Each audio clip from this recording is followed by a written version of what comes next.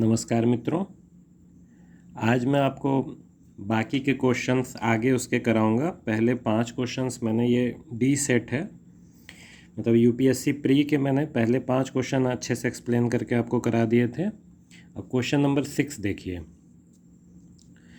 UN credential committee की बात की जा रही है और 3 स्टेटमेंट दिए हैं। ठीक है, पहले 2 स्टेटमेंट गलत हैं, थर्ड सही है और ये मैं आपको दिखाता हूँ कैसे। तो देखिए, यूएन जनरल असेंबली के हर रेगुलर सेशन के पहले एक क्रीडेंशियल कमेटी बनाई जाती है जिसमें 9 मेंबर होते हैं और उसके बाद इनका काम क्या है, बेसिकली ये क्रीडेंशियल्स को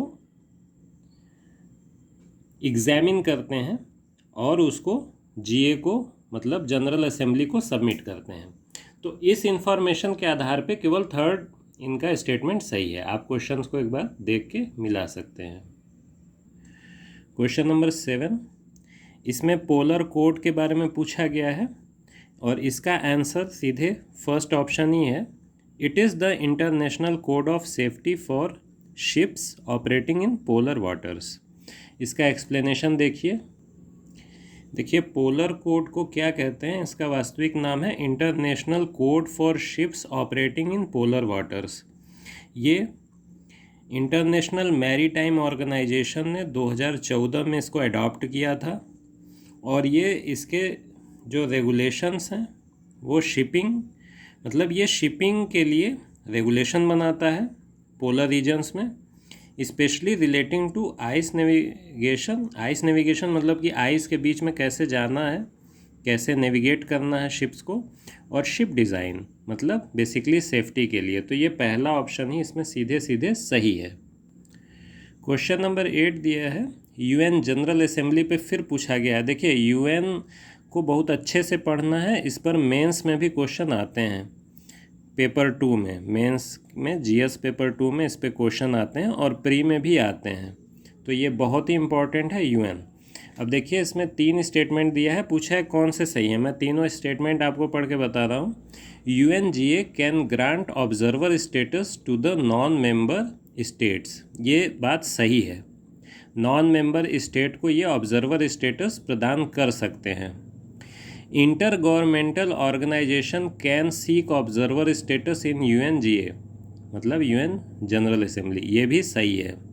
थर्ड है, permanent observers in the UN general assembly can maintain missions at the UN headquarters, ये भी सही है। तो इसके तीनों स्टेटमेंट सही हैं, ये तीनों आप याद कर सकते हैं। क्वेश्चन नंबर 9 में टी बोर्ड इन इंडिया के बारे में कुछ आपको 4 स्टेटमेंट दिए हैं। अब मैं बताता हूँ कि इनमें से कौन कौन से सही हैं। Question number 1 is tea board is a statutory body. ये सही है क्योंकि ये एक कानून के तहत बनाया है, मतलब संसद में पारित एक एक्ट के तहत बना है, तो this is a statutory body. फिर ये एक रेगुलेटरी बॉडी है attach to the ministry of agriculture and farmer welfare. This is wrong, क्योंकि ये जो टी बोर्ड है ये ministry of commerce and industry के अंतर्गत है, ministry of commerce and industry. ठीक है। फिर कह रहा है कि इसका हेड ऑफिस बेंगलोर में है। दिस इज़ ऑल्सो रॉन्ग, इसका हेड ऑफिस कोलकाता में है। और कह रहा है कि इसके overseas office Dubai and Moscow में है। This is correct. तो ऑप्शन, मतलब इसमें स्टेटमेंट 1 एंड 4 इज़ करेक्ट, तो ऑप्शन इज़ डी। अगला क्वेश्चन देखिए। क्वेश्चन नंबर 10 में कह रहा है ग्रीन वॉशिंग क्या है। तो ग्रीन वॉशिंग में इसमें जो पहला ही इनका ऑप्शन है that is correct, conveying a false impression that a company's product are eco friendly and environmentally sound. ये ग्रीन वॉशिंग का मतलब यही है कि इस तरह का एक झूठा इंप्रेशन बनाते हैं कि हमारा प्रोडक्ट इको फ्रेंडली है, इन्वायरमेंटली अच्छा है। वास्तव में ऐसा नहीं होता। ठीक है, इसको कहा जाता है ग्रीन वॉशिंग। जैसे कुछ समय पहले एक जर्मन कंपनी की कारों में ये देखा गया था कि वो कुछ ऐसा मतलब मैनिपुलेट कर देते थे इमिशन रिज़ल्ट को, कि मतलब कितना उन्होंने पॉल्यूशन इमिट किया। तो वो दिखाते थे कि हमारा बहुत ही इको फ्रेंडली है, जबकि वास्तव में वो ज़्यादा पॉल्यूटेंट्स एमिट करते थे। ठीक है, तो that comes under green washing. Next question देखिए, this is a very good question. ये कह रहा है tight monetary policy of US federal reserve could lead to capital flight. तो यहाँ आपको पता होना चाहिए कैपिटल फ्लाइट क्या है। ये किसी देश से फाइनेंशियल असेट्स का एकदम से तेज़ी से पलायन हो जाना कैपिटल फ्लाइट कहलाता है। टाइट मॉनेटरी पॉलिसी का मतलब ये है कि यूएस फेडरल रिज़र्व अपने रेट्स बढ़ा दे। अगर रेट बढ़ा देगा तो वहाँ पे कैपिटल लगाने पर ज़्यादा इंटरेस्ट मिलेगा। तो जब यूएस में ज़्यादा इंटरेस्ट मिलेगा तो डेवलपिंग कंट्रीज़ से कैपिटल फ्लाइट हो सकती है। तो this is a correct statement. ठीक है, सेकेंड देखिए, कैपिटल फ्लाइट में increase the interest cost of firms with existing external commercial borrowing ECBs। तो अब प्रश्न आता है कि एक्सटर्नल कमर्शियल बोरोइंग क्या होती है। तो देखिए, एक्सटर्नल कमर्शियल बोरोइंग का मतलब ये है कि किसी देश के उद्योगपति या PSUs फॉरेन से कैपिटल ले रहे हैं, बोरो कर रहे हैं, मतलब उधार में, ऋण में ले रहे हैं कैपिटल, तो दैट इज़ ECB। और अगर कैपिटल फ्लाइट होगा तो शायद ये इंटरेस्ट कॉस्ट ऑफ फर्म्स बढ़ जाए। क्यों? देखिए, कैपिटल फ्लाइट दो स्थितियों में होता है। एक तो यहाँ US या किसी डेवलप्ड कंट्री में रेट्स बढ़ा दिए जाएं, ठीक है, और सेकेंड चीज़ कि मुद्रा का अवमूल्यन हो। जैसे भारत है तो डीवैल्यूएशन ऑफ करेंसी अगर हो रही है, करेंसी की वैल्यू घट रही है, तो कैपिटल फ्लाइट हो जाएगी। तो इन दोनों स्थितियों में आप देखेंगे कि उसका जो कॉस्ट है, मतलब कि ऋण की अदायगी की जो कॉस्ट आएगी कंपनी पर, जो हमारे मान लीजिए भारत की कोई कंपनी है और उसने अमेरिका से बोरो कर रखा है, ठीक है, ECB में आ गया।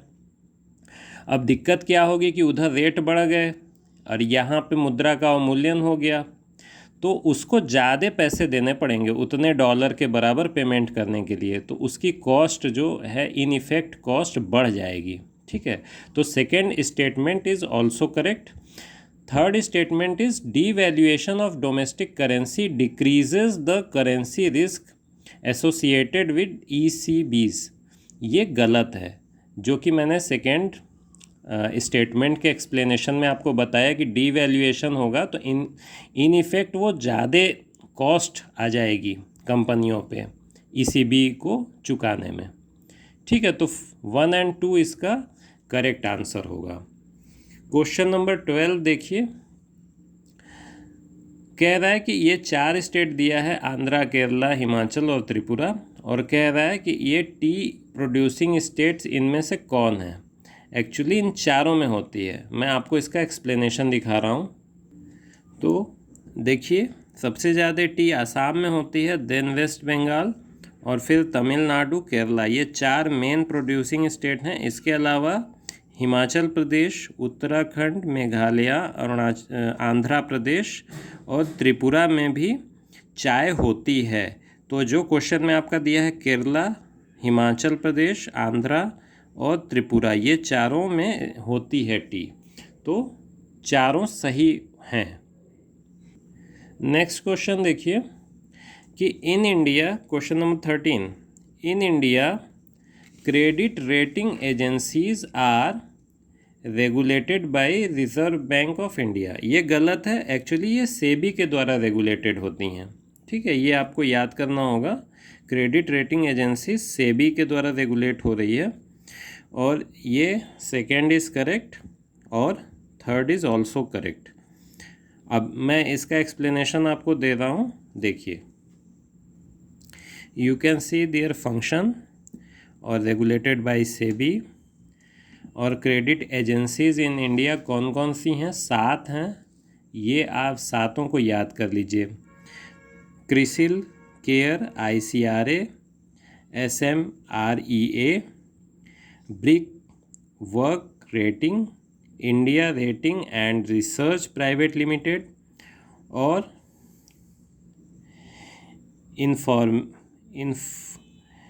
इन्फॉर्नेरिक्स वैल्यूएशन एंड रेटिंग।